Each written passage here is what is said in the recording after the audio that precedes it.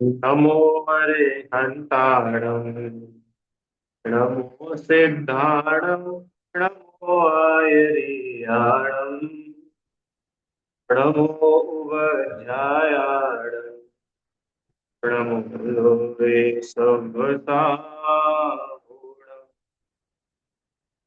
तीन भुवन में वीतराग विज्ञाता शिव स्वरूप शिव का नमो त्रियोग संगीते। पंडित श्री दौलतराम जी द्वारा रचित छह ढाला ग्रंथ का हम लोग स्वाध्याय कर रहे हैं। और इसकी छठी ढाल में मुनिराज के 28 मूल गुणों का स्वरूप बताया है, उसको अपन लोग पढ़ रहे थे। कल हम लोगों ने एषणा समिति का स्वरूप समझना शुरू किया था। किसे कहते हैं एषणा समिति? एषणा माने अशन, अशन माने आहार। आहारचर्या संबंधी जो सावधानियां हैं उसे एषणा समिति कहते हैं। सावधानी पूर्वक आचरण करने को समिति कहते हैं। आने जाने में, चलने में, गमन आगमन में जो सावधानी बरती जाती है वह ईर्या समिति कहलाती है। बोलते समय जो सावधानी रखी जाती है वह भाषा समिति कहलाती है। और तीसरा हम लोगों ने जो भी शुरू किया, एषणा समिति। क्या है एषणा समिति? 46 दोष बिना सुकुल श्रावक तनय घर अशन को ले तप बढ़ावन हेतु नहीं तन पोषते तजी रसन को। इसमें से श्रावक, सुकुल श्रावक तने घर अशन को, इसकी बात अपन लोग कर चुके थे कि किस प्रकार के श्रावक के यहाँ मुनिराज आहारचर्या के लिए जाते हैं। ठीक है, ये चर्चा अपनी कल हो गई थी। और मुनिराज आहार क्यों लेते हैं और क्यों नहीं लेते हैं, ये बात भी अपन लोग कल कर चुके थे। अब आज तो अपने को जो 46 दोष है, उन 46 दोषों का वर्णन अपन लोगों को पढ़ना है। आइए एक बार इसको पढ़ लेते। वीतरागी जैन मुनि साधु उत्तम कुल वाले श्रावक के घर आहार के 46 दोषों को टालकर तथा अमुक रसों का त्याग, अमुक मतलब कुछ भी, एक दो तीन चार या कितने भी रसों का त्याग करके शरीर को पुष्ट करने का अभिप्राय न रखकर मात्र तप की वृद्धि करने के लिए आहार ग्रहण करते हैं। अब ये 46 दोष क्या होते हैं, ये अपन लोगों को आज देखना है। देखिए अपने पास बस दो ऑप्शन है। एक ऑप्शन तो ये है कि सामान्य से जो 46 दोष चार कैटेगरी में डिवाइडेड है, उन चारों को अपन बहुत शॉर्ट में समझ लें। और दूसरा ऑप्शन ये है कि एक एक दोष के बारे में अपन थोड़ा थोड़ा समझ लें। बहुत डिटेल में तो अपन नहीं समझेंगे, क्योंकि वो तो वास्तव में मुनिराज के ही पढ़ने समझने योग्य है। पर हम श्रावक भी इस बात का ख्याल रखें कि किस प्रकार से दिगंबर मुनिराज की निर्दोष आहारचर्या हम करा सके।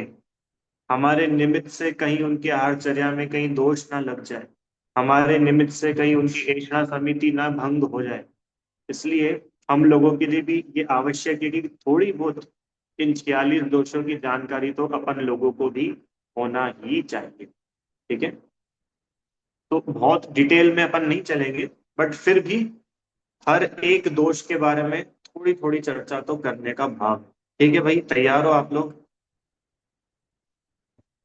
ये 46 दोष मुनिराज की आहारचर्या में, ये 46 प्रकार के दोष हो जाना संभव है। तो वे कह रहे हैं कि इन 46 दोषों को टालकर दिगंबर मुनिराज ऐषणा समिति का पालन करते हुए आहारचर्या करते हैं, भोजन ग्रहण करते हैं। मुख्य रूप से चार कैटेगरीज में इन 46 दोषों को बांटा है। सबसे पहले है उद्गम दोष। उद्गम दोष माने जो आहार दे रहा है दाता, श्रावक, उसकी ओर से लगने वाले दोष। माने उस मिस्टेक वो कर रहा है, गलती श्रावक कर रहा है, पर उसकी गलती की वजह से वो आहारचर्या में दोष उत्पन्न हो रहा है। ऐसे ये 16 प्रकार के उद्गम दोष कहलाते हैं। ठीक है। दूसरे नंबर पर है उत्पादन दोष। उत्पादन दोष मतलब कि जो पात्र है, पात्र माने दान लेने वाले, मुनिराज, उन मुनिराज की ओर से अगर कोई दोष लग रहा है, वह उत्पादन दोष कहलाता है। ठीक है। तीसरे नंबर पर है अशन दोष। अशन दोष मतलब कि जो भोजन सामग्री है, जो भोजन है, उस भोजन में अगर कुछ दोष होते हैं, भोजन ही दोषपूर्ण हो, है कि नहीं, तो वह अशन दोष कहलाता है। और लास्ट है अंगारक दोष। अंगारक दोष माने आसक्त, आसक्ति से भोजन करना, राग, तीव्र राग भाव से भोजन करना, वो अंगारक दोष कहलाता है। ऐसे 16 उद्गम दोष, 16 उत्पादन दोष, कितने हो गए? 32। 10 अशन दोष, 32 और 10 42। और उसके बाद में अंगारक दोष 4, 42 और 4 46। ऐसे 46 प्रकार के दोष, इन 46 दोषों को टालकर मुनिराज आहार लेते हैं। आप समझ रहे इसका मतलब? उनके लिए आहारचर्या करना, वह कितनी टर्म्स एंड कंडीशंस के साथ में, ये बता रहे। माने इससे मुनिराज के अंतरंग की वीतरागता का अंदाजा आप लगा सकते हो कि वह अंतरंग से कितने वीतरागी होते हैं, कि ये उनकी 46 टर्म्स एंड कंडीशंस है।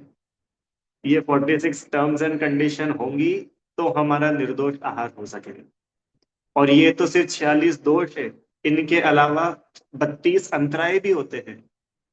46 दोष तो है ही, साथ में 32 टाइप्स के अंतराय भी होते। जनरली अपन लोग अंतराय तो समझते, भैया आज महाराज जी को अंतराय आ गया, क्या हो गया था? कि वो बाल आ गया था। हाँ, या कुछ जीव चल रहा था, जीव दिख गया, या लाइट जल गई, तो अपन लोग उसको अंतराय बोल देते हैं। पर उसको थोड़ा डिटेल में समझेंगे तो पता चलेगा कि कितने कितने प्रकार के दोष ये आहारचर्या में संभव है, हो जाते हैं, हो सकते हैं। इसलिए एक श्रावक होने के नाते अपन लोगों की ये ड्यूटी है कि अपन इन दोषों का स्वरूप समझ करके दिगंबर वीतरागी मुनिराज की निर्दोष आहारचर्या किस प्रकार से हो सके, उसका अपन सब लोग प्रयास करें। आइए शुरू करें भाई। चलो, इन 46 दोषों की जो चर्चा है, अपन प्रारंभ करते हैं।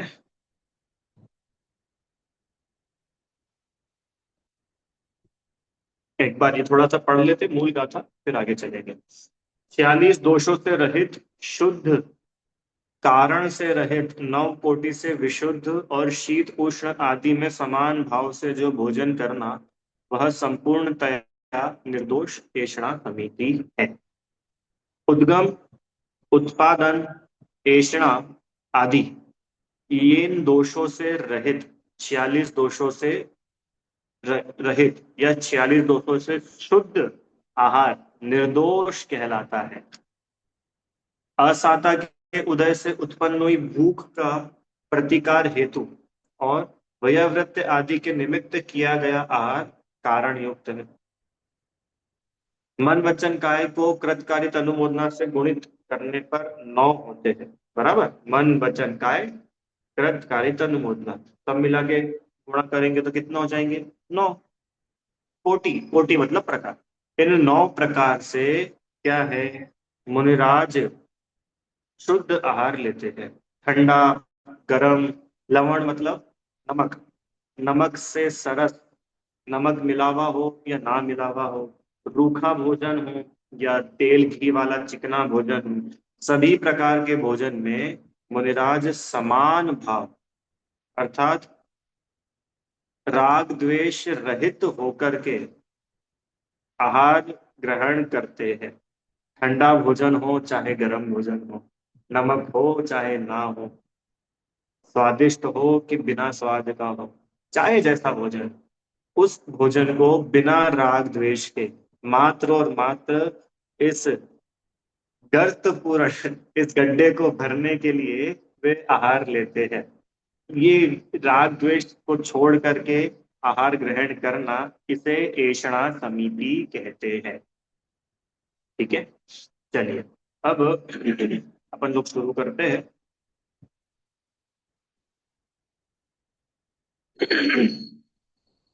अब इन सभी दोषों में एक और महादोष अधः कर्म नाम का एक दोष है जो इन सबसे पृथक है। उसकी चर्चा अपन बाद में करेंगे। अभी तो यहाँ से पढ़ते हैं। कौन से थे सबसे पहले? 16 प्रकार के उद्गम दोष। उद्गम दोष मतलब देने वाले की तरफ से लगने वाले दोष। ठीक है, आइए यहां से पढ़ते हैं। जो मिल गया, सबको दिख रहा है?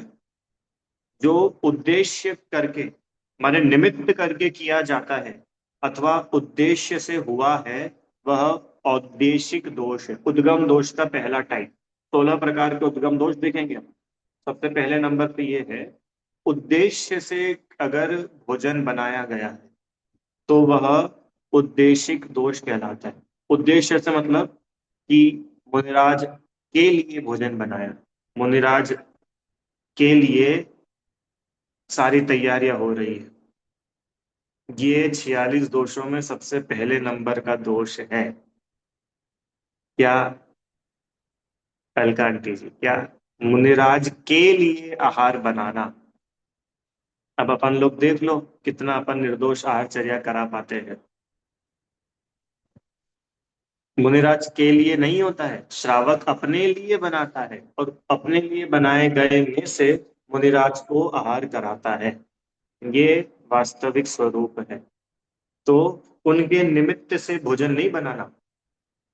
क्यों? क्योंकि मुनिराज की मन वचन काय कृतकारी तनु मोदना 9 प्रकार से शुद्ध आहार लेने की प्रतिज्ञा है।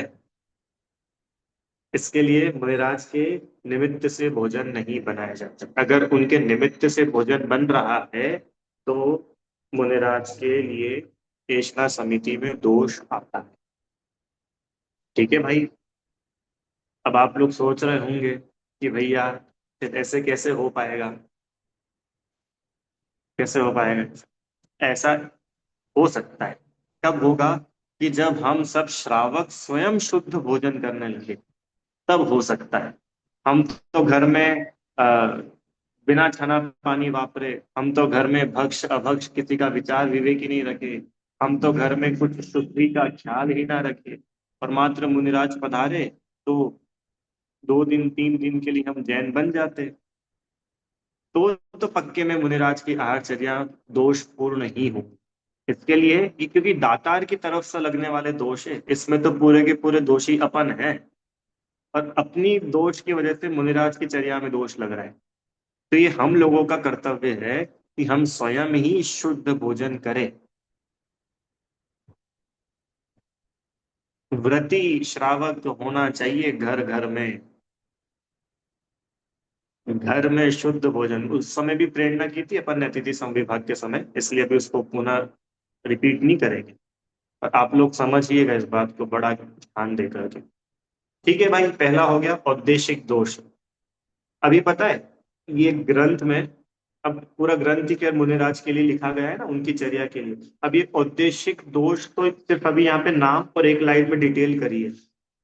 इस औद्देशिक दोष के ऊपर स्पेशल बाद में गाथा लिखी आचार्य ने, और उस गाथा की अलग से टीका करी है कि ये औद्देशिक दोष भी कितने कितने टाइप का हो सकता है, क्या क्या इसकी पॉसिबिलिटीज होती है, किसी किसी के निमित्त से बने।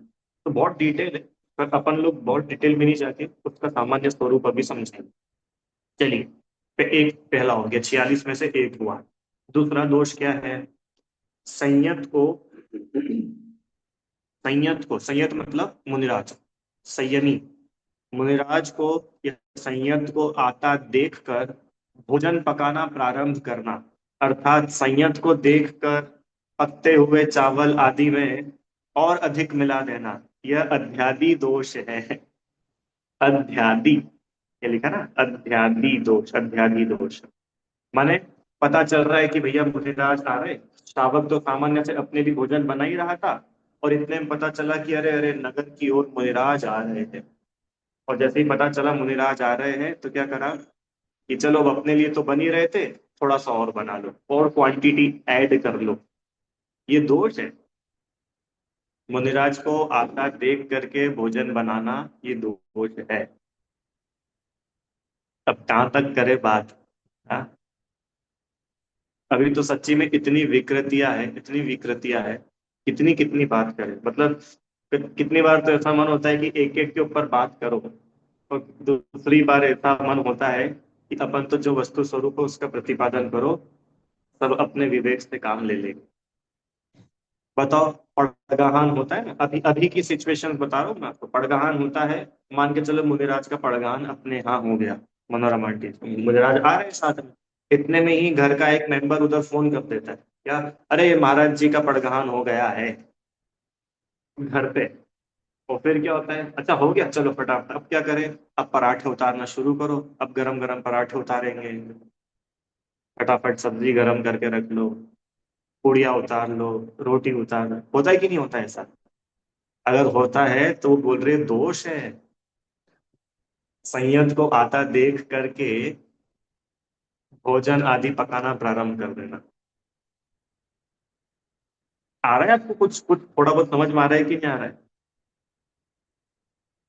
कितने ही जीव तो इतने भोले होते हैं, इतने भोले होते, भोले बोलूंगा मैं।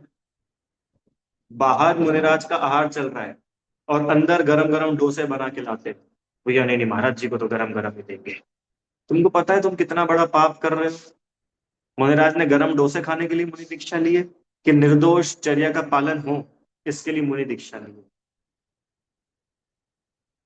अपने को राग है गरम गरम डोसे का। अभी ऊपर ही पड़ के आ चुके, ठंडा हो कि गरम हो, मसाले वाला हो कि बिना मसाले का हो, वे तो वीतराग भाव से आहार ग्रहण करते हैं। इसका नाम है इष्णा समिति। भूल करके भी ऐसे उल्टे काम नहीं करना, कभी ऐसे काम नहीं करना। क्या, कि मुनिराज पधारे और अपन रसोई में चालू कर दे, महादोष होता है। अभी ऊपर तो अपन ने वो छोड़ दिए, 8 जो अध कर्म के दोष थे ना, उसमें थे ये सारे दोष। जीवों की हिंसा करना, अभी गैस जलाओगे तो जीवों की हिंसा होगी कि नहीं होगी? फिर चलो आ, ठीक है, समझ में आए, ये दो दोष हुए थे। तीसरा देखो, दो हो गए। पहला तो क्या था, उद्देश्य से उनके निमित्त से भोजन बनाना। दूसरा, मुनिराज को आता देख करके भोजन पकाना शुरू कर देना, या जो पक रहा है ऑलरेडी उसमें और ऐड कर देना। ठीक है, आइए तीसरा देखते हैं। तीसरा है पूति दोष। पूति दोष यहां से पढ़ते हैं, अप्रासुक, मिल गया सबको, ये ऊपर ही ऊपर लिखा है। अप्रासुक और प्रासुक वस्तु का सहेतुक मिश्रण करना, वह पूति दोष है। अप्रासुक और प्रासुक समझते हैं? नहीं समझ, नहीं समझ गए?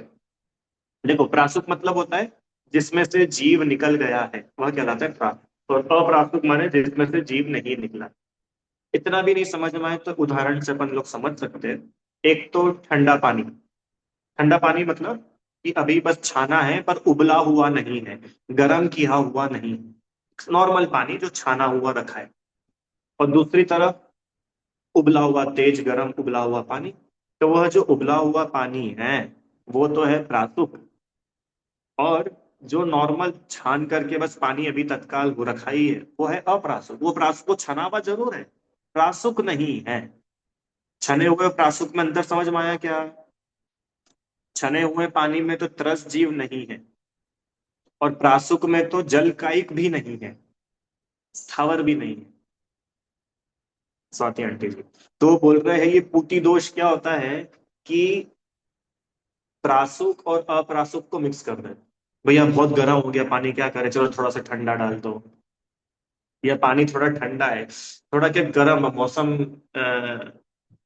बहुत ठंडा मौसम में थोड़ा क्या गरम गरम पानी होता है तो अच्छा होता है, तो ठंडे पानी में गर्म पानी मिक्स कर दिया।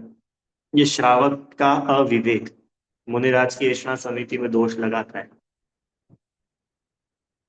आ रहा है क्या समझ में? 3 दोष हुए, पूती दोष। चौथा, असंयतों से मिश्रण करके साथ में भोजन कराना मिश्र दोष है। असंयत मतलब कि मुनिराज को भी भोजन करा रहे हैं और साथ में किसी और को भी भोजन कराना शुरू कर दिया। साथ में भोजन करना, आया समझ में? हम्म।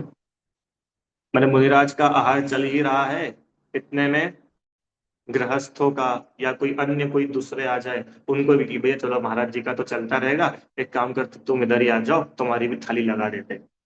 ये दोष है। ठीक है, आगे चले। शॉर्ट में बोलेंगे, ज्यादा डिटेलिंग नहीं करेंगे। आइए, चार हो गए। पांचवा देखिए, ये मिश्र दोष। ठीक है, पांचवा, भोजन पकाने वाले पात्र से निकालकर अपने घर में अथवा अन्य के घर में रख देना, वह स्थापित दोष है। क्या बोल रहे हैं? भोजन, हम्म, भोजन पकाने वाले पात्र से निकालकर, माने जिस पात्र में भोजन पकाया है उसमें से निकालकर दूसरे बर्तन में भोजन रख देना, वह स्थापित दोष है।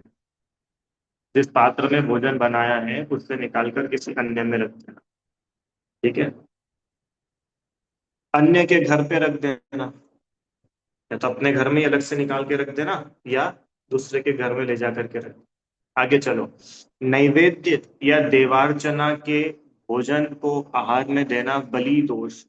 बलि दोष मतलब देवता या पितर, इनके लिए किसी ने भोजन बनाया हो। अब अलग अलग प्रकार के लोग होते हैं ना, तो सभी को ध्यान में रख करके बताए ये दोष कि भैया कोई ऐसा भी जीव हो कि जो देवताओं के लिए, या ये चलते ना श्राद्ध, तो पितरों के लिए भोजन बना के रखा हो उसने, और क्या कर रहा है कि उसमें से भोजन बचा और वो साधु को दे दिया। ये दोष है। मुनिराज को पता चल जाए ना कि इसके यहाँ पर, मुनिराज को पता चल जाए कि इसके यहाँ पर ये है क्या, ये पितरों को अथवा देवों को इनके लिए आहार आदि निकाला जाता है, उनको दिया जाता है, मुनिराज उसके घर पे आहार ही ग्रहण नहीं करे। क्यों? कि भाई ये तो सामने दिख रहा है, ग्रहित मिथ्या दृष्टि है। ग्रहित मिथ्या दृष्टि, उसके यहाँ मुनिराज कैसे आहार ग्रहण? उसको विवेक ही नहीं है। ठीक है, अभी बताएंगे आपके जो भी प्रश्न है, अपन लास्ट में आचार्य देव ने एक एक दोष के ऊपर एक एक गाथा दी है डिटेल में, अपन वहां से उनको भी देख लेंगे। अभी थोड़ा फ्लो में इसी को पढ़ लेते हैं, आगे चलते हैं। बलि दोष नेक्स्ट, काल की हानि या वृद्धि करके आहार देना प्रावर्तित दोष है। काल की हानि या वृद्धि करके मतलब, हाँ, कि जिस समय भोजन का टाइम होता है उसके पहले या बाद में भोजन देना, काल की हानि या वृद्धि करके। ठीक है, जो भोजन जिस समय के लिए नियत है उस समय न देकर पहले या पश्चात देना, वह प्राकृतिक दोष कहलाता है। आगे, मंडप आदि का प्रकाशन करना प्रादुष्करण दोष है। ओहो मंडप आदि का प्रकाश करना मतलब, मंडप, मंडप समझते हो? मंडप क्या? घर, जिस जगह आहार हो रहा है वो, उसको सजाना, उसका प्रकाश लिखा ना, प्रकाशन, प्रकाशन करना मतलब सजाना, चमकाना, साफ सफाई कर देना, ये दोष है। क्या बात कर रहे हो भैया, दोष? हाँ दोष है। क्यों दोष है, कौन बताएगा? आपको समझ में आया?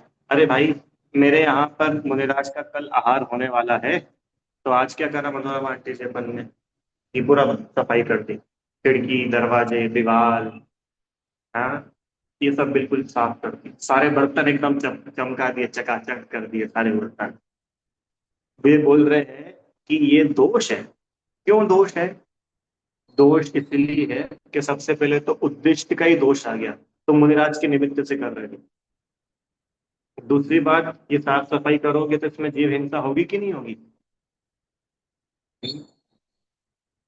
जीव हिंसा होगी, इसलिए बोलते हैं दोष है। तो क्या भैया ऐसे ही जैसे तैसे गंदे में ही करा दे क्या आहार, कि गंदे में आहार नहीं करा दे, अपना घर हमेशा ही स्वच्छ रखो, ये बोल रहे हैं हम। गंदे में क्यों आहार करा दे? हमेशा ही अपना घर स्वच्छ रखो ना। चलो आगे चले, कितने हो गए? अब आप लोग काउंट करते जाना। हाँ हाँ हाँ, अगला देखो क्या लिखा है। खरीद कर ला करके देना कृत दोष है। क्या बोल रहे भैया? खरीद कर ला कर देना। खरीद कर ला करके देना मतलब कि भिक्षा के लिए, माने आहार दान के लिए कोई वस्तु बाजार से खरीद करके लाना स्पेशल, कि भैया महाराज जी का चौका है, चलो नारियल पानी खरीद करके ले आए।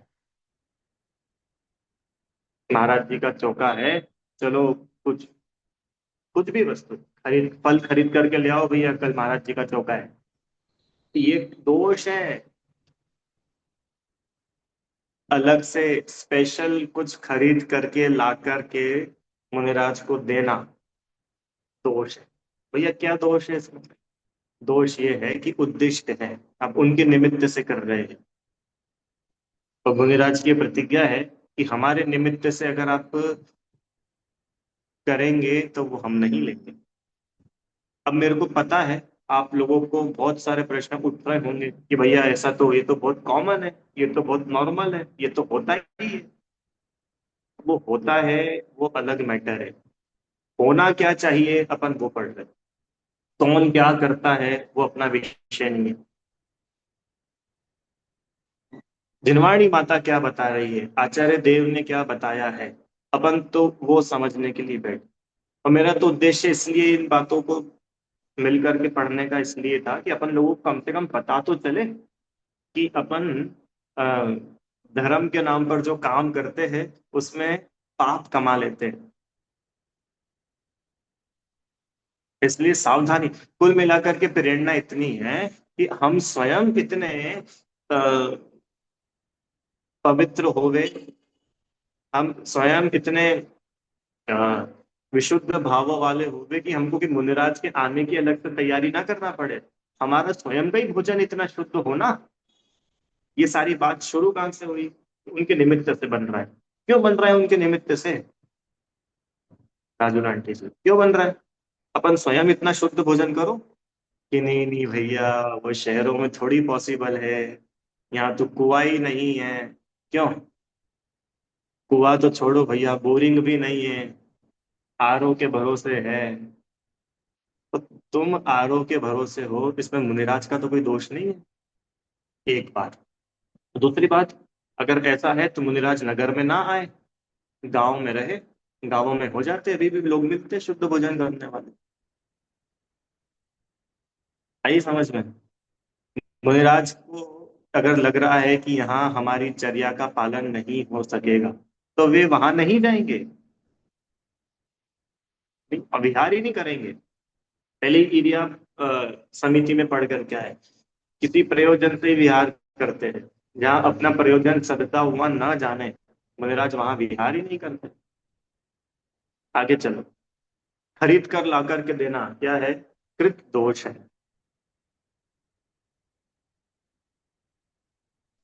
कर्जा लेकर के, अच्छा ये आगे कौन सा आ गया?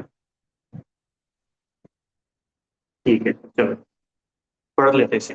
कर्जा लेकर अथवा उधार लेकर के आहार देना प्रामृश्य दोष है।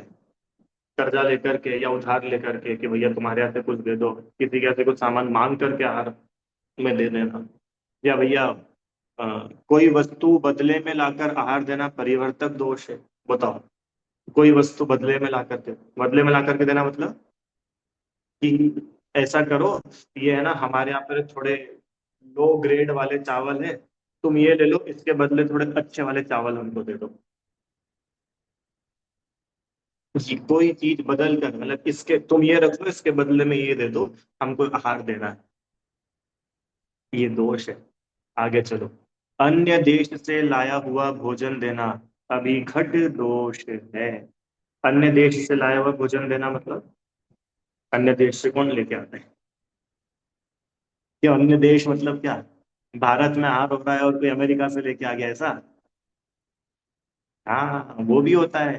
वो तो होता ही है, वो तो होता ही है। पर यहाँ तो ये बोल रहे हैं कि सुनो सुनो, जिस जगह मुनिराज का आहार हो रहा है ना, सुनना बहुत ध्यान से।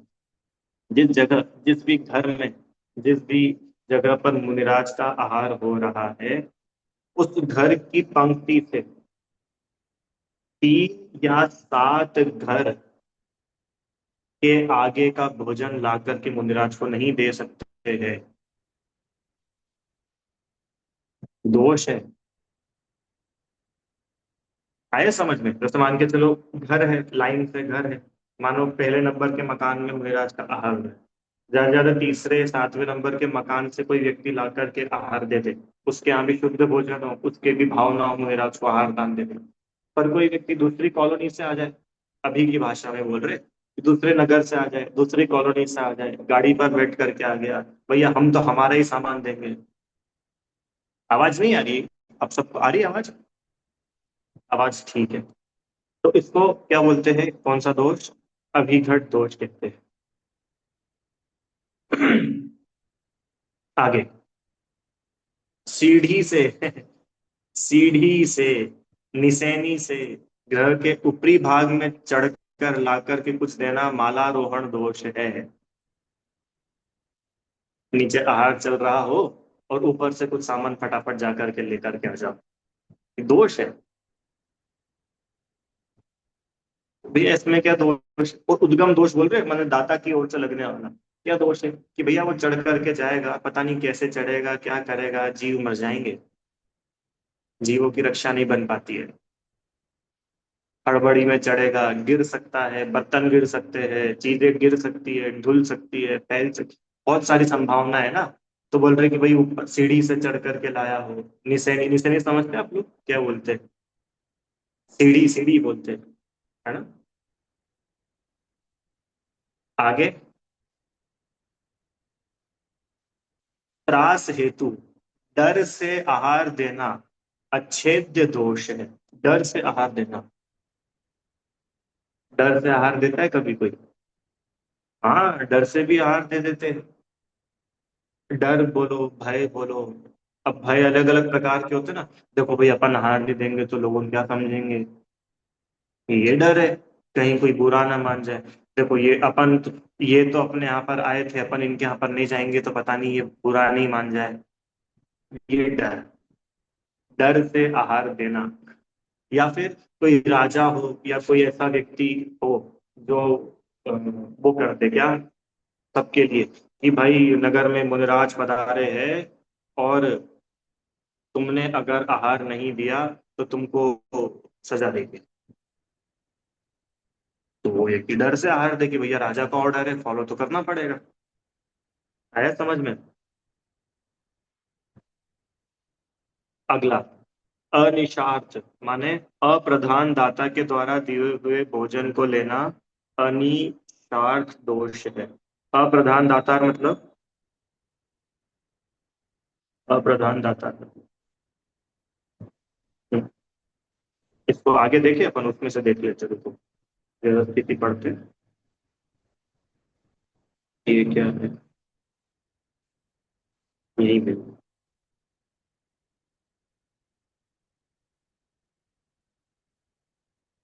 आखिरी के एक दो अपन देख लेते, और आपने बीच में वो क्या साधन वाला पूछा था ना, उसको भी देखते। ये उद्देश्य का हो गया। अध्यादि दोष समझ में आया था? अध्यादि दोष किसको बोला था? आते हुए देख करके और क्वांटिटी बढ़ा देना, है ना, वो भी हो गया। पकते हुए भोजन या जल में चावल और मिला देना, ये सब हो गया। पूत दोष हो गया, और मिश्र दोष भी हो गया। ये स्थापित दोष, पकने वाले बर्तन से अन्य बर्तन में निकालकर अपने घर में या अन्य के घर में रखना वह स्थापित दोष है। ऐसा पढ़ते इसको अपन, चलो। जिस बर्तन में भात आदि आहार बनाया है ना, चावल वगैरह जिस बर्तन में बना है, उस बर्तन से अन्य बर्तन में रखकर अपने घर में, मतलब रसोई घर से अन्यत्र कहीं, अथवा पर के घर में ले जाकर रख देना, यह स्थापित दोष। अर्थात जो दाता उसे उठाकर देगा वह उस रखने वाले से डरते हुए देगा, अथवा कदाचित जिसने अन्यत्र रखा था वह विरोध भी कर सकता है, इत्यादि दोष होने से यह दोष माना। मतलब भाई अपन ने कोई भोजन बनाया, किसी के घर पे रख दिया, कहीं रख दिया, तो उसमें संभावना है कि कोई व्यक्ति उठा करके ले जाए, कोई कुछ कर दे, तो उसमें अपने को क्लेश खुद उत्पन्न होगा। यार हमने तो वहां चीज रखी थी, पता नहीं कहाँ चले गई, जरूर वो लेके चले गए होंगे, या अब पता नहीं अब हम क्या करेंगे। इस प्रकार का भाव संश्लेषता पैदा होती है, इसलिए उसको दोष बोला। आगे कौन सा था एक और? ये तो देख लिया था। और प्रादुष्कर दोष में देख लिया था, चमकाना, घर वगैरह को सजाना, बर्तन वगैरह चमकाना, ये सब। आगे चलो।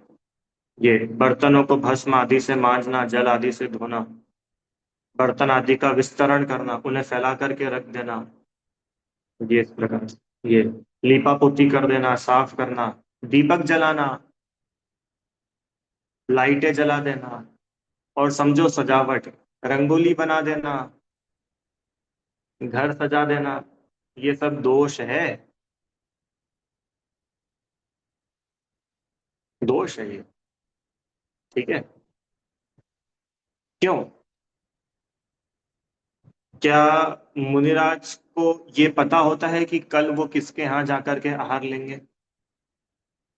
क्या श्रावक को ये पता होता है कि कल मेरे यहाँ आकर के मुनिराज आहार लेंगे? अगर हाँ, इसका मतलब वो दोष है, उद्देशिक दोष है भाई। मुनिराज को कैसे पता है कि मैं इसी श्रावक के यहाँ जाऊंगा? मतलब उद्देश्य पूर्वक ही जा रहे हैं ना। उद्देश्य पूर्वक मतलब समझ में आ गया कि आज तो भैया अपने को उनके सेठ जी के जाना है। यहाँ पे 3 दिन ही है, और 3 दिन में तीनों बड़े बड़े सेठों के तो जाना पड़ेगा। ये उद्दिष्ट दोष है, महादोष है ये। मुनिराज तो पधारेंगे कल, और आज ही हमारे घर के बाहर बड़ी बड़ी एलईडी स्क्रीनें लग जाए, क्योंकि पता है आहार तो हमारे ही घर में होगा, और जनता को बाहर दिखे। ये दोष है। मनोरमा टीचर।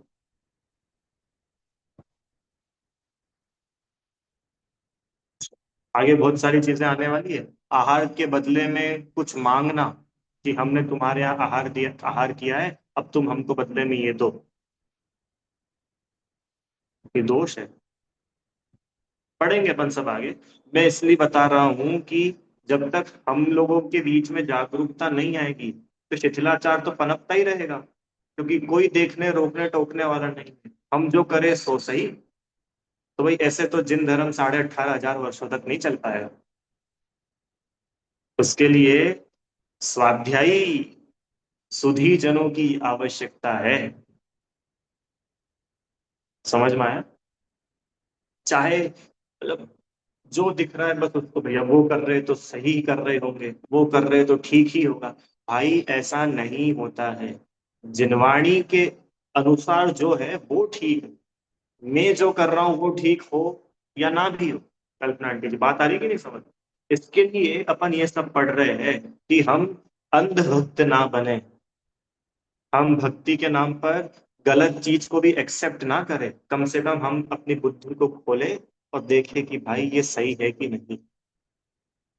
और कल को जब हमारे अंदर भी इतनी वीतराग परिणति हो कि हम भी मुनि बने, तो हमसे भी ऐसे दोष ना हो। देखो आगे, एक और रह गया था ना लास्ट वाला, वो देखते हैं अपन। क्या था वो? ये अभिघट, अभिघट ही पढ़ना था ना? नहीं, अभिघट तो हो गया था। देश और धर्म की अपेक्षा देख लेते हैं, अगर मिल जाएगा सरलता से तो ठीक है, नहीं तो तब देखो इसमें बहुत सारा है ये इतनी तो बात कभी नहीं हो पाएगी। माना। हाँ देखो,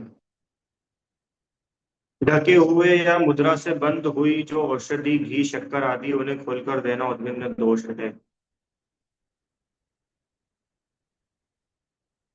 माला।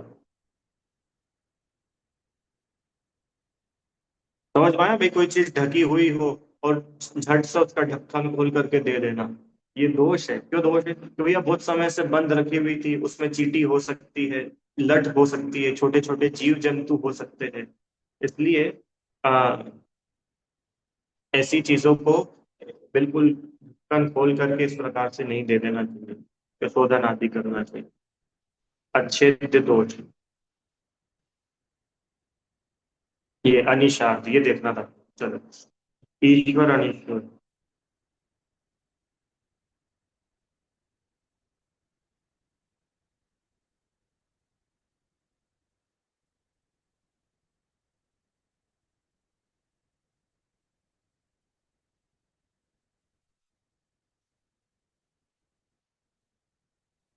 कठिन है थोड़े शब्द इसके, देखेंगे। मैं इसको थोड़ा सा पढ़ करके फिर आपको कल बता दूंगा, पढ़ा दिया है।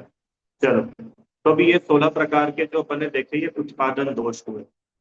उत्पादन दोष मतलब, सॉरी, उद्गम उद्गम दोष। उद्गम दोष माने जो दातार है, दान देने वाला है, उसकी ओर से लगने वाले दोष, 16। ठीक है, अब समय थोड़ा है अपने पास, अब अपन अगले देखते हैं उत्पादन दोष। क्या क्या होते हैं उत्पादन दोष, देखो।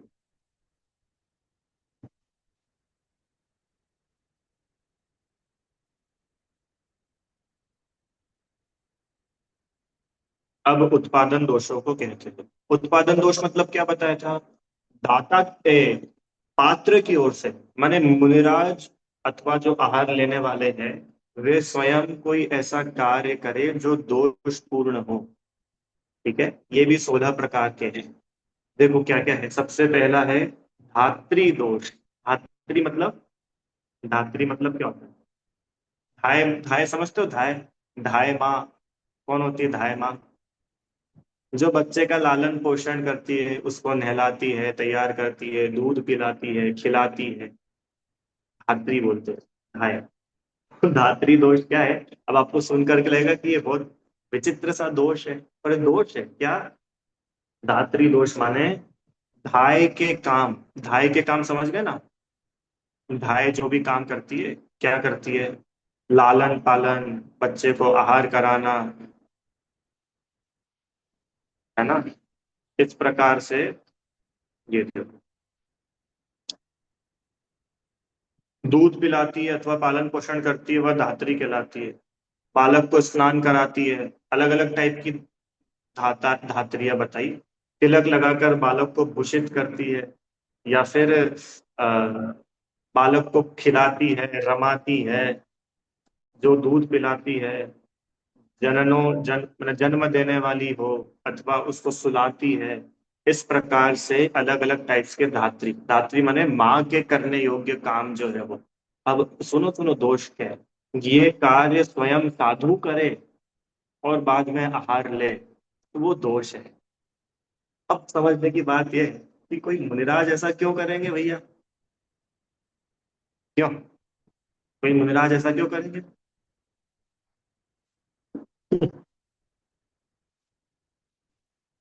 देखो, इसी में पढ़ ले अपन, इसी में से देखते तो अपने को पढ़ सकते। एक दो पैराग्राफ पढ़ने रहेंगे पर आपको समझ में आ जाएगा।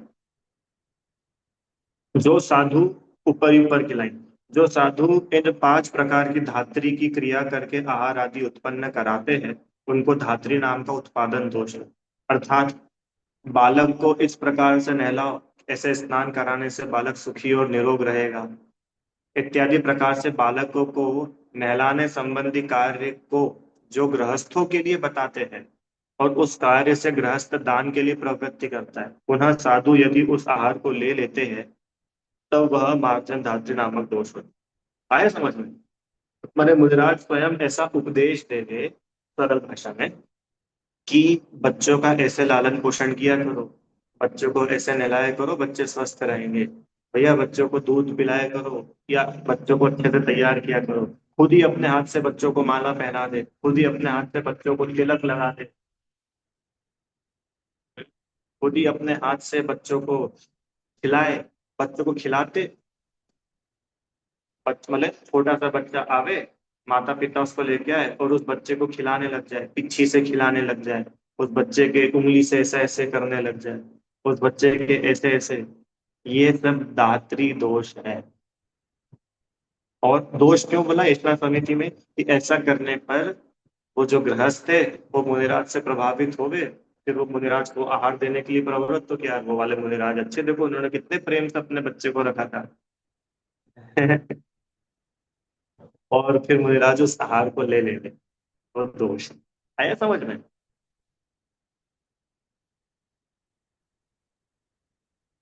देखो, उसी प्रकार से जो बालक को स्वयं विभूषित करता है अथवा विभूषित करने के तरीके गृहस्थों को बतलाता है, पुनः वह दाता मुनि का भक्त, आ गया ना, मुनि का भक्त होकर यदि उन्हें आहार देता है, मुनि यदि ले लेता है, तो उनके यह मंडन धात्री नाम का उत्पादन दोष होता है। आ गया समझ में?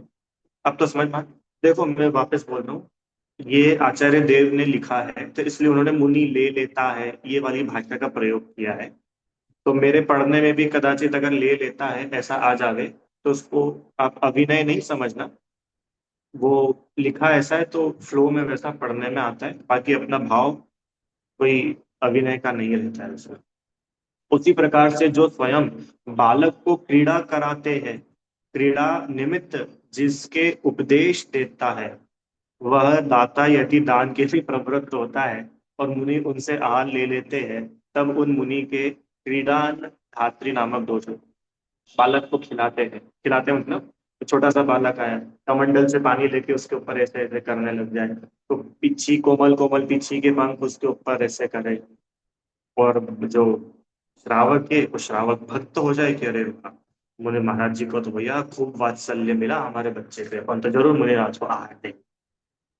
और वो आहार देवे और मुनिराज ऐसा आहार लेवे, वो बोल रहे वो दोष है। आए समझ में? जिस प्रकार से स्तन में दूध होता है, यहीं से पढ़ना है हाँ, जिस प्रकार से स्तन में दूध होता है और जिस विधान से बालक को दूध पिलाया जाता है, उस प्रकार का उपदेश जिसको दिया जाए, वह गृहस्थ भक्त होकर आहार दान देवे, और यदि वह आहार मुनि ले लेवे उन्हें क्षीर धात्री नामक उत्पन्न। ऐसे ही बालक को जो स्वयं सुनाता है अथवा सुलाने के प्रकार का उपदेश देता है। मुनिराज पेरेंटिंग के उपदेश नहीं देते हैं। लिखा है ना, कितना स्पष्ट तो लिखा हुआ है। अब प्रश्न, टीकाकार आचार्य देव ने स्वयं प्रश्न उठाया, ये दोष क्यों है, क्या समस्या है इसमें?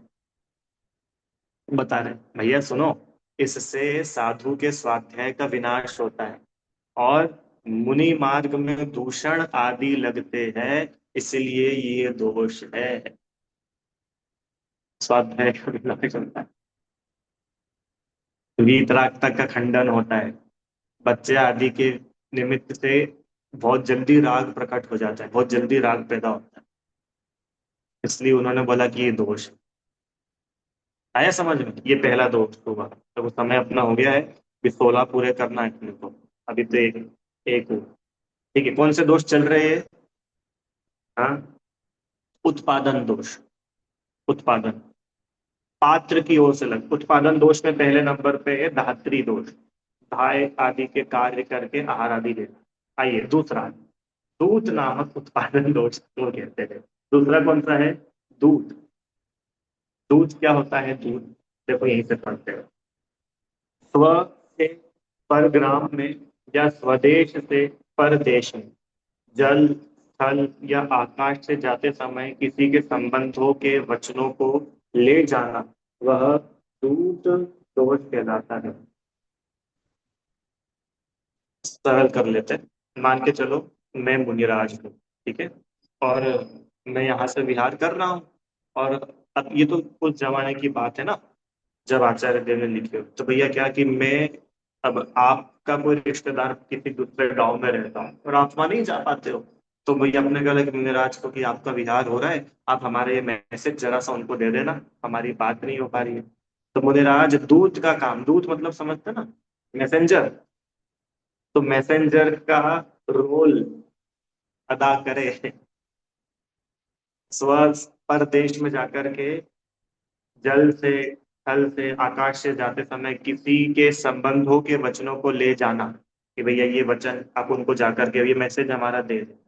और ये मैसेज देने पर वह श्रावक जो है, जो भी वो गृहस्थ है, वह आहार के लिए प्रवृत्त हो जाए कि अरे भाई इन्होंने बहुत अच्छी अपने को खबर दी, चलो अपने को इन्हें आहार कराना चाहिए, और साधु फिर ऐसा आहार लेवे, वह दूध दोष कहना।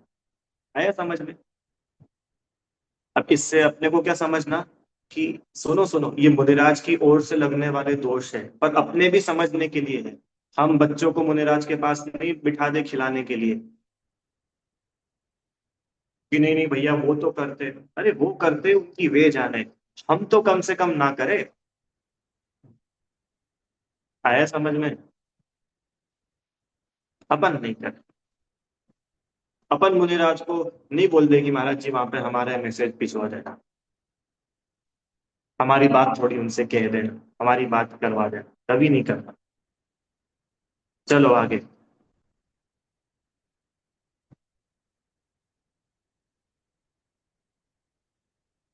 तीसरा नंबर पर है निमित्त दोष। निमित्त दोष क्या है? यहाँ से यही से पढ़ते चलो। व्यंजन, अंग, स्वर, छिन्न, भूमि, अंतरिक्ष और स्वप्न, इस तरह से निमित्त के 8 प्रकार होते हैं।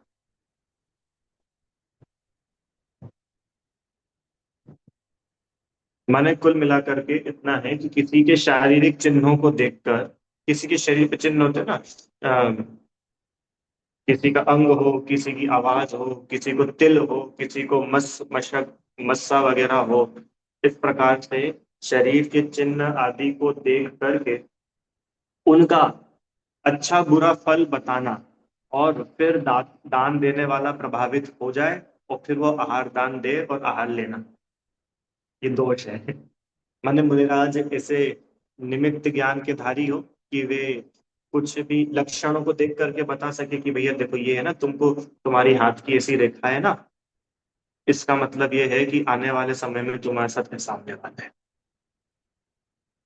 है समझ में? शरीर के अंगों को बताना, स्वर को आदि को, इनको बता करके दातार प्रसन्न हो जाए और प्रसन्न होकर के आहार देवे और मुनिराज वो आहार लेवे, वह निमित्त दोष है।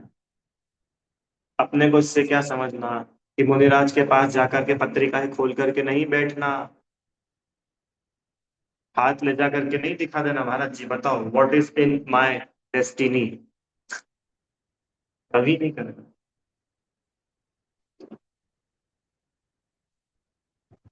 वर्तमान युग में भी उदाहरण आते हैं ना कई बार कि अंजना थी, बेबाक गुफा में थी, फिर उनके ऊपर इतने कष्ट आए, गर्भ में हनुमान जी थे, तो उन्होंने बड़े कष्ट में थी, तो मुनिराज से सिर्फ इतना भर पूछा कि हे स्वामी, ऐसा क्या है कि जो हमको इतना पाप का उदय आ रहा है, हमको इतना पति का वियोग है। तो मुनिराज ने, सुनो, अवधि ज्ञानी मुनिराज थे ना, तो अवधि ज्ञान से जान करके बताया ऐसा ऐसा। पर अंजना को प्रसन्न करने के लिए नहीं बताया। अंजना मेरी भक्त बन जाएगी, फिर मेरे को आहार देगी, फिर मेरा चौका लगाएगी, इसके लिए नहीं बताया। सहज उनका पूछना हुआ, इनके अवधि ज्ञान में जानना हुआ, उन्हें बताया। किसी के बारे में अच्छे बुरे का भाव नहीं था कि मैं इनको बता करके इनको अपनी तरफ कर लूंगा, इनको थोड़ा सा क्या कर ले, क्या बोलते हैं, ये बिल्कुल मेरे ऊपर रीझ जाएंगे, ये मेरे फैन हो जाएंगे, मेरे भक्त बन जाएंगे, चलो इनको बता देता हूँ, ऐसा कभी नहीं होता। ठीक है, ये तीसरा नंबर का निमित्त दोष है। चौथा, आजीव दोष। आजीव दोष किसको कहते हैं? जाति, कुल, शिल्प, तप और ईश्वरता, ये आजीव है, इनसे पुनः आहार का उत्पन्न कराना वह आजीव दोष है। शॉर्ट में पढ़ के बताता हूँ। अपने कुल, जाति, ऐश्वर्य, तप आदि का वर्णन करने से प्राप्त हुए आहार को ग्रहण करना। माने मुनिराज स्वयं अपने कुल का, अपनी जाति का, है, अपने तप का, अपने ऐश्वर्य का वर्णन करें। हमने तो पिछले पिछले सालों में इतने इतने तप किए हैं, हम तो गृहस्थ अवस्था में इतने बड़े परिवार से थे, हम तो एमएनसी में पहले जॉब करते थे और सब मोह माया को छोड़ करके अभी मुनि हो गए हैं, करोड़ों का पैकेज छोड़ करके वीतरागी मुनि हो गए हैं, ऐसा उपदेश देवे। और उनके उपदेश से प्रभावित होकर के जीव श्रावक गण आहार दान दे और ऐसा आहार वो ले, वह आजीव दोष कहलाता है। ठीक है, चले आगे।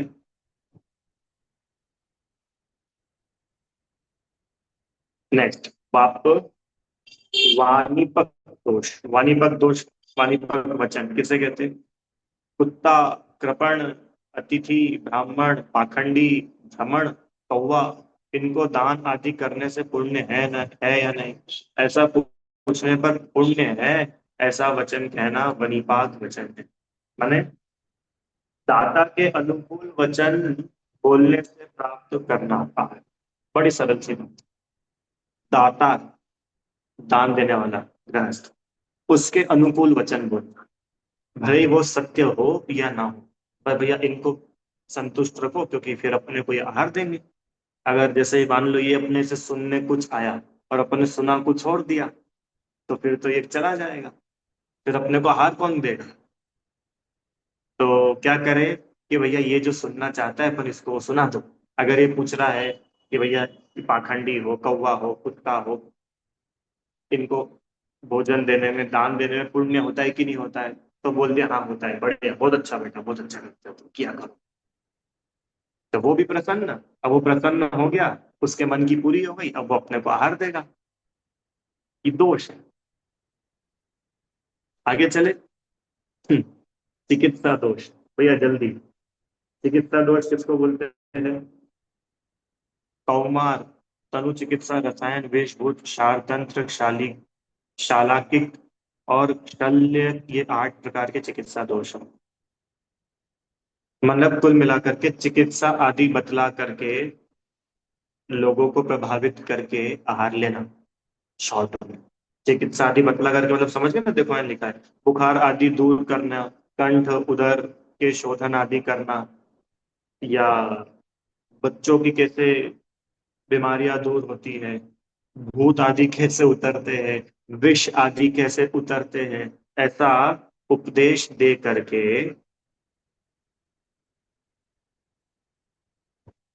ये इन 8 चिकित्सा, इन 8 प्रकार के चिकित्सा शास्त्र के द्वारा, अब वो शॉर्ट में कर दिया, जो मुनि गृहस्थ का उपकार करके उनसे यदि आहार आदि लेते हैं, तो उनके यह 8 प्रकार का चिकित्सा नाम का दोष होता है। आया समझ में?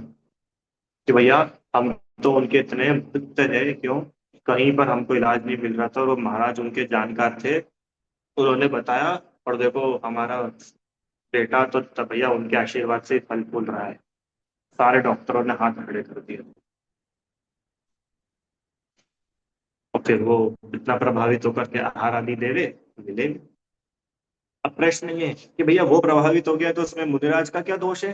ये तो श्रावक का दोष है, वो क्यों इस बात को लेकर प्रभावित हो? इसलिए आचार्य यहाँ लिख रहे हैं कि सुनो सुनो, जो मुनि गृहस्थ का उपकार करके उनसे आहार आदि लेते हैं, माने उपकार करके आहार लेते हैं।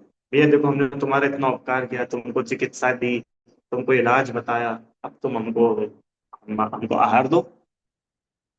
आया समझ में? मुनि मुनिराज की तरफ से कैसे वो दोष हो। आगे चलो। अब नेक्स्ट, क्रोध मान माया लोभ।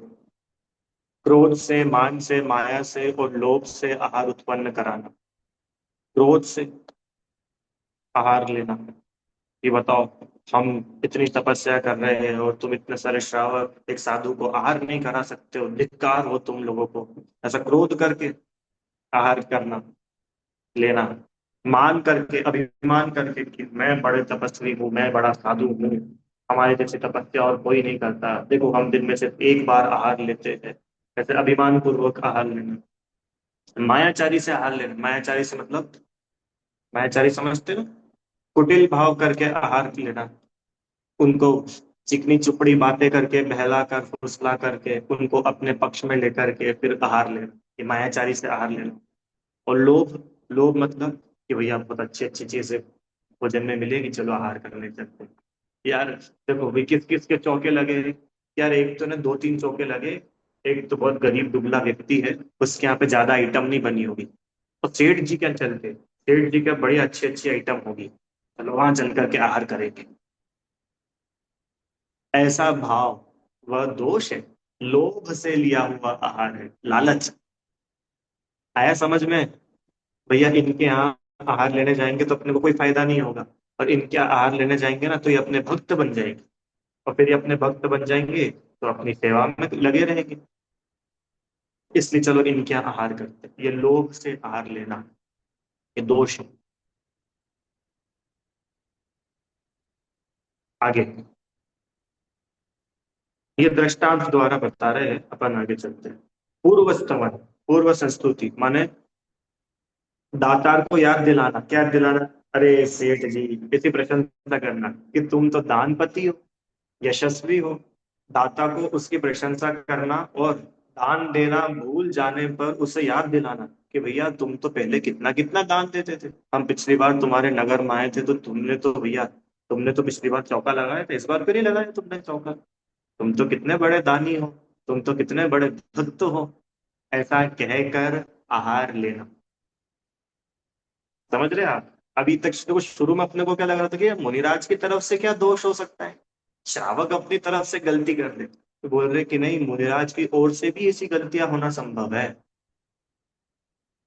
ठीक है, नेक्स्ट आगे चले। ये क्या बोला, इसको क्या बोला? पूर्व स्तवन, पूर्व की बातें उसको याद दिला करके आहार आदि लेना। आगे देखो, पश्चात संस्तुति।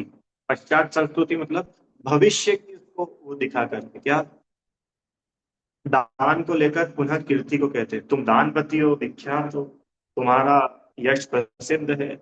माने दान दे, आहार दान ले ले वे, और बाद में उसकी स्तुति करे, तुम तो बहुत अच्छा किया। ये बात तो माननी पड़ेगी, इन सेठ जी के जैसा तो कोई नहीं है।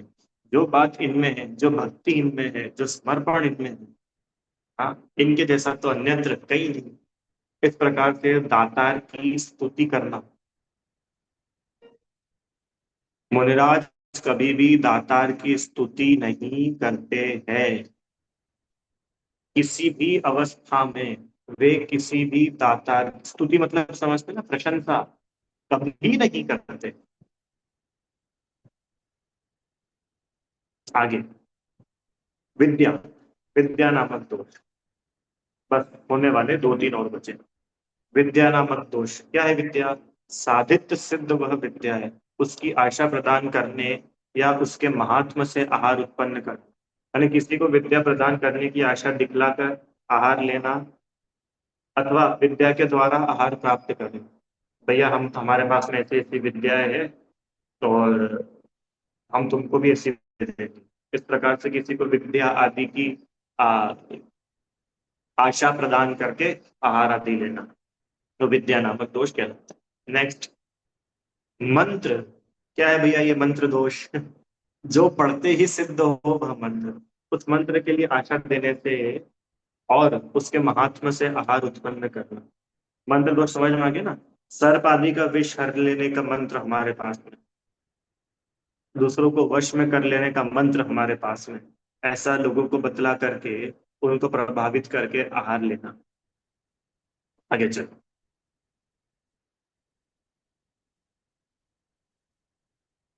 और अभी दो और बचे हैं। चूर्ण दोष। चूर्ण दोष क्या है? नेत्रों के लिए अंजन चूर्ण और शरीर के लिए भूषित करने वाले भूषण चूर्ण, ये चूर्ण है। इन चूर्णों से आहार उत्पन्न कराना, वह चूर्ण दोष है। पढ़ते हैं क्या लिखा है इसमें। चक्षु को निर्मल करने के लिए अंजन या सुरमा आदि होता है, वह अंजन चूर्ण है। जिस चूर्ण से तिलक या पत्रवल्ली आदि की जाती है, वह भूषण चूर्ण है। शरीर शोभित करने वाला चूर्ण अर्थात जिस चूर्ण से शरीर में दीप्ति आदि होती है, वह शरीर शोभा निमित्त चूर्ण है। इन चूर्णों के द्वारा जो भोजन बनवाते हैं, वह चूर्ण नामक उत्पादन दोष है। समझ में? माने ऐसी चीजें बांटना, काजल बांटना, ऐसी चीजें, स्पेशल ऐसी औषधियां बना बना करके लोगों को देना कि तुम ये खाओगे ना, तुम्हारा शरीर बिल्कुल चमक जाएगा, बिल्कुल तुम 16 साल के यंग व्यक्ति लगोगे। तुम हमारा ये ट्राई करके देखो। औषधियां नहीं बांटते मुनिराज, इत्र आदि, परफ्यूम, डिओड्रेंट नहीं लगाते मुनिराज, चंदन आदि नहीं लगाते मुनिराज।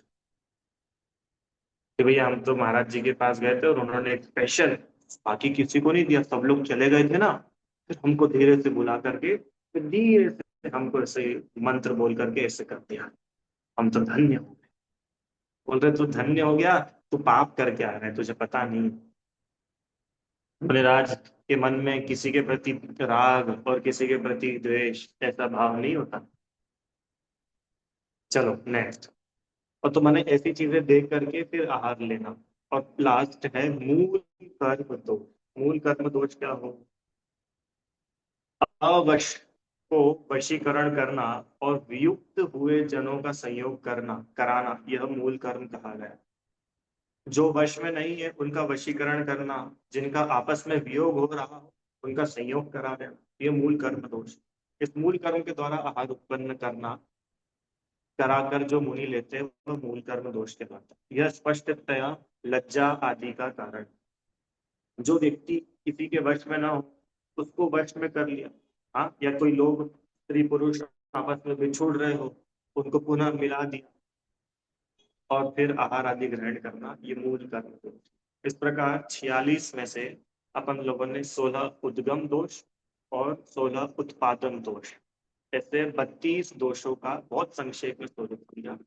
पुनः अपने को किसी की प्रशंसा अथवा निंदा करने का कोई प्रयोजन नहीं है। मात्र और मात्र जो शास्त्रोक्त बात है उसको पढ़कर समझ करके सच्ची बात जाने, इतना अपना पर्पस है। और ये सारी चर्चा भी इसलिए आई क्योंकि पंडित जी ने मूल में ही लिखा है 46 दोष बिना। अकेला में 46 गिनती भी आपको पता है और दोष भी आपको पता है, तो वो 46 दोष क्या होते हैं उनको अपन पढ़े तो थोड़ा लाभ है। नहीं तो सिर्फ गिनती पढ़ करके आगे निकल जाने में कोई विशेष लाभ नहीं होता। इसके लिए अपन ने जो है इनको थोड़ा सा डिटेल में करना है। अब कितने दोष और बच गए? 14। 14 दोष और बचे ना। 32 हो गए, 14 और बचे, उनकी चर्चा अपन कल करें। अभी दिनवाणी तो समय बहुत हो गया, कोई प्रश्न हो तो आप मुझे लिख करके भेज देना, कल की क्लास में करेंगे। हे दिनवाणी भारती, तो ही जपू दिन रहे, जो तेरी शरणा गए सो पावे सुख चैन। जा वाणी के ज्ञान से सूझे लोकालोक, सो वाणी मस्तक रहो, सदा दे तुम दो।